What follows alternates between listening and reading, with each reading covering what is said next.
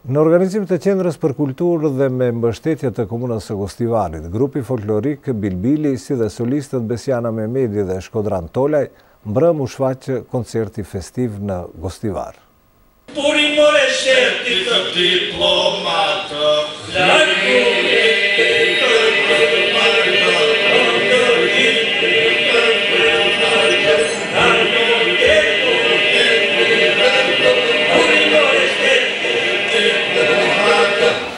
Vallet dhe këngët e bukura polifonike nga jugu i Shqipërisë të sjella në skenë nga ansambli Bilbilat nga Vlora shtuan atmosferën festive të 28 nëntorit në qytetin e Gostivarit.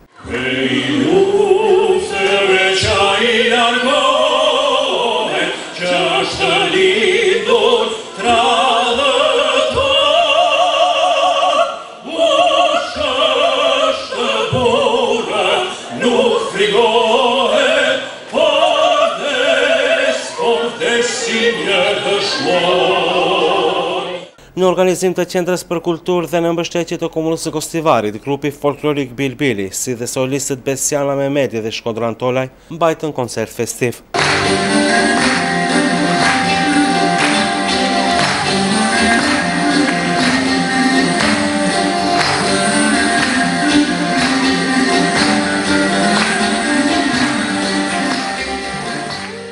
Drejtori i Qendrës për Kulturë në Gostivar, Luan Zenku, vlerësoi lart paraqitjen në skenë të grupit folklorik Bilbili nga Vlora.